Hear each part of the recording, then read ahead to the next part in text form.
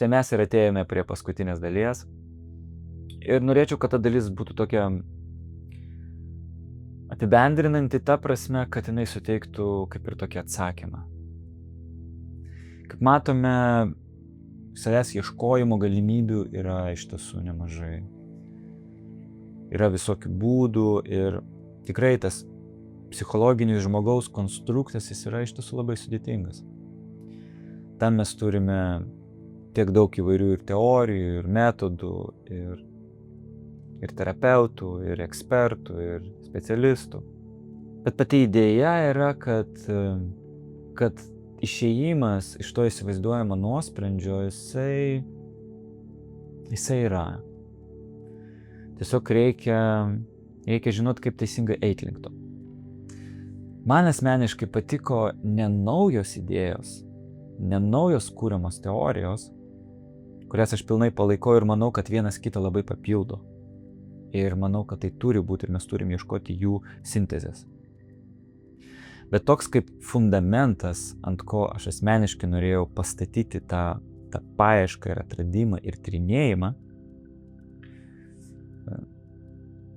man patinka, kad mes žmonijoje turime dalykus, kurie yra su mumis jau begalę metų ir amžių.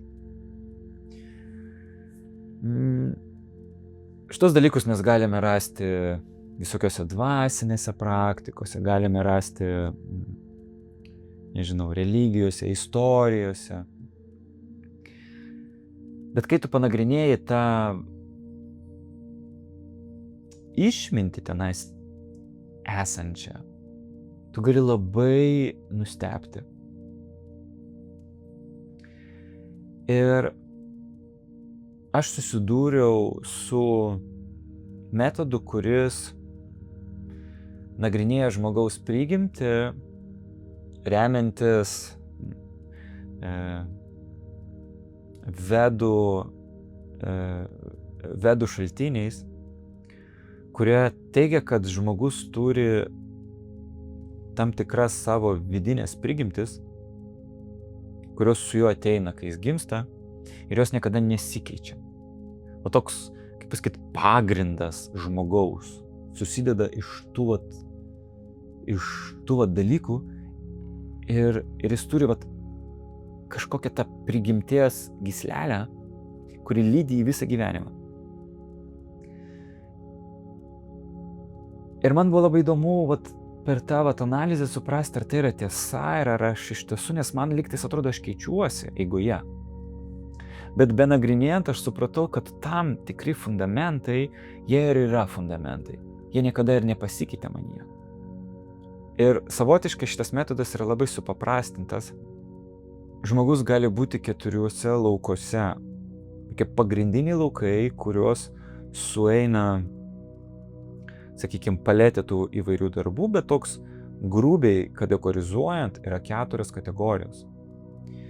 Ir viena iš tų kategorijų yra amatiškumas, amatas, darbas tam tikras. Tai yra amatas, per kurį žmogus atlieka tam tikrą funkciją. Tačiau atlikdamas šį amatą, jis užsiduoda klausimais ir motyvais, kurie jį skatina tai daryti. Tai nėra tiesiog veiksmas, kuris mane įkvepia, arba kurį aš esu linkęs daryti, bet tame yra ir vertybiniai klausimai, kurie padaro tą teisingą jausmą manyje, kad čia aš turiu būti arba šitą aš turiu daryti. Ir taip yra su kitais 3.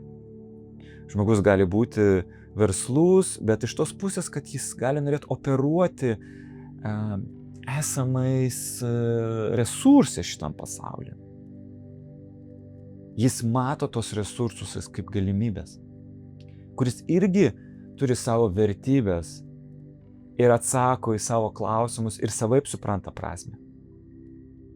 Toliau yra žmonės, kurie yra iš esmės organizuoti, bet iš tos pusės, kad jie nori valdyti ir saugoti.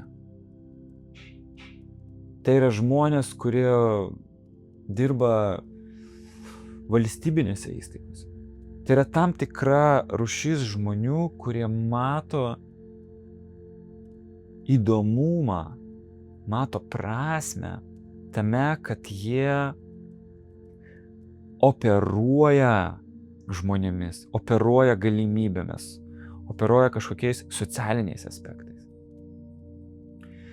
Ir ketvirta rūšis žmonių yra, kurie ieško kažkokios išminties. Bet jie yra neutralūs. Jie ieško žinių, jie stebi skaičius kaip po tokius. Ne kaip finansinius, bet kaip po tokius. Tiesiog skaičius. Matematikai grynieji. Filosofai, mokytojai, žmonės, kurie nori dalintis žiniom, kurie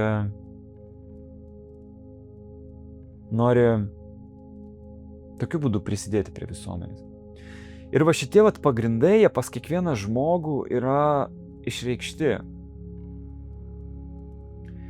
Ir problema gaunasi, kad aš gyvendamas šitą gyvenimą, nežinodamas savęs, jokių būdų niekaip savęs neieškodamas, tik žinau, kad tarkim, man galbūt mokykloje nepatiko matematika, arba patiko matematika, arba ten patiko mokintis kalbų, arba patiko geografija. Tačiau iš to tame yra per mažai duomenų, kad aš galėčiau iš tiesų save identifikuoti. Ir aš galėjau susidurti su, sakykime, tam tikra grupė žmonių, draugais, kurie, sakykime, staiga pradėjo visi žaisti futbolą. Ir aš pradėjau žaisti futbolą. Ir man tas futbolas sekasi. Ir gerai eina futbolas. Ir aš gerai žaidžiu. Ir aš nuėjau į priekį. Galbūt draugai jau paliko seniausiai tą sportą, bet aš jau man visi sakė, tu puikiai žaidi. Ir aš po 10-15 metų to žaidimo, aš suprantu, kad aš niekada to futbolo nemėgau. Tiesiog aplinka taip pastūmė. Ir aš įgijau informacijos, žinių ir sugebėjimų. Bet aš buvau kažkuria prasme apgautas. Nes aš visą gyvenimą investavau į veiklą, kuri nėra tas fundamentas mano vidinis. Nėra ta prigimtis. Ir man patiko šitoje teorijoje, kad jinai remiasi raštais, kurių nei autoriaus, nei ištakų atseksi. Tai yra labai labai sena. Ir ant to yra sukurta tokia analizė, toks metodas.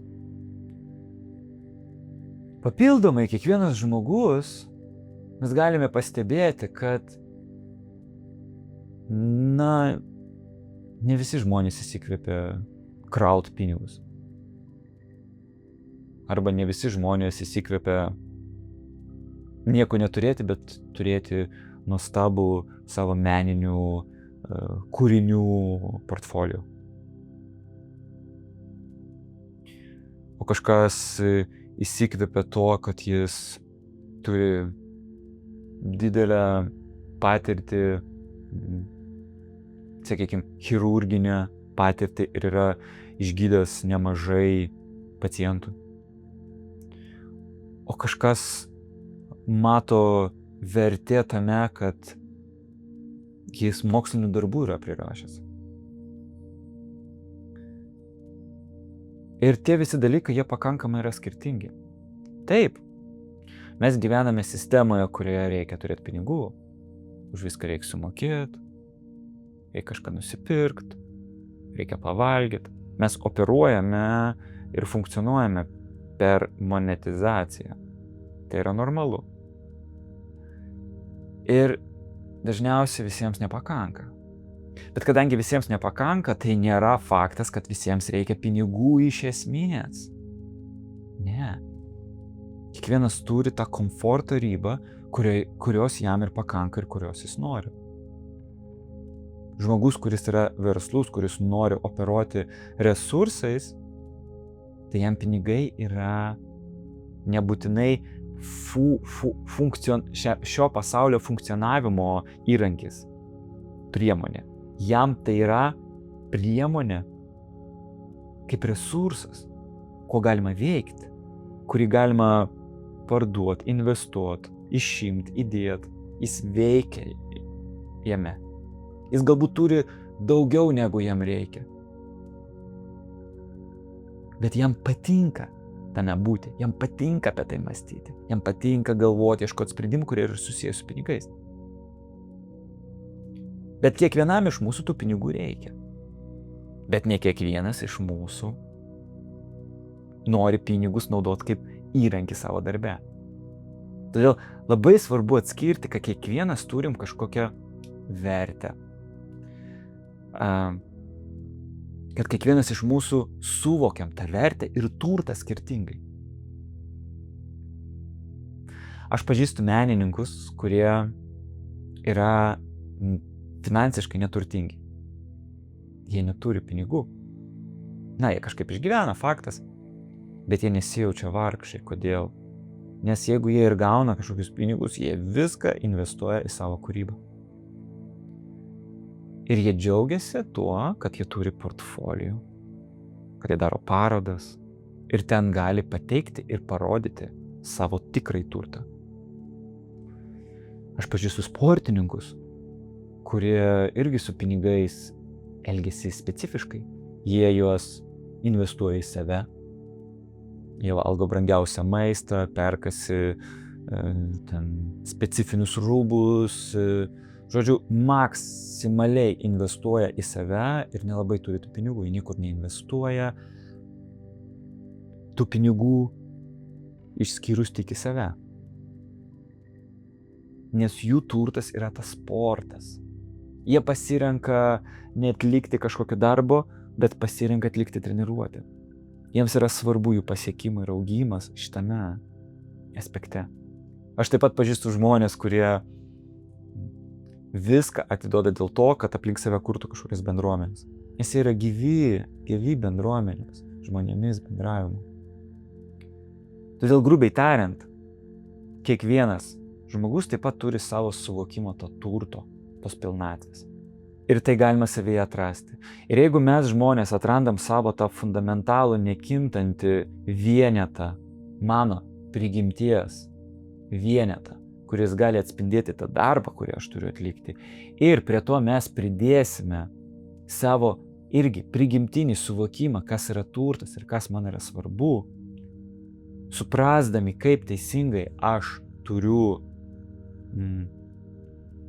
suvokti tą pinigų poreikį, komforto poreikį ir panašiai, aš galiu padaryti tą pirmą mažą žingsnį, suprasti, būtų teisinga pasakyti tą prielaidą, kokia yra mano vidinė padėtis, kokia yra mano prigimtis, ir tai panaudoti mano darbo, ateities darbo, būsimojo darbo, esamo darbo atžvilgiu. Tai yra toks pirminis mažas žingsnis, kuris gali padėti tai suprasti. To vėlgi negalima atlikti vienam, dėl to, kad mes, kaip minėjau, linkę meluoti. Turi būti žmogus, ekspertas, kuris mato jūs, stebi jūs ir pagauna, kuomet jūs meluojate, kuomet jūs nemeluojate. Nes visą laiką įsijungia psichologiniai žmogaus konstruktai. Žmogus yra labai sudėtinga psichologinė būtybė. Faktas, jeigu žmogus supranta, kas jis yra, kai jisai suvokia, kad, aš ne tą dariau tiek metų, prieina ir susitaiko su faktu, kad galbūt jis turi daktaro laipsnį visiškai ne ten, kur jis turėjo būti, tam kelyje reikia ir mentorių, tam kelyje reikia ir psichologų pagalbos, tam kelyje reikia ir įvairių specialistų pagalbos. Atitinkamai nuo situacijos. Bet faktas, kad mes kiekvienas, jeigu jaučiamės neteisingai ten, kur esame, mes iš to galime ištrūkti. Kalbant darbo prasme, mes iš to galime ištrūkti. Ir tai jokių būdų nėra nuosprendis, jeigu aš šią sekundę blogai jaučiuosi arba jeigu aš nežinau, kur aš turėčiau eiti.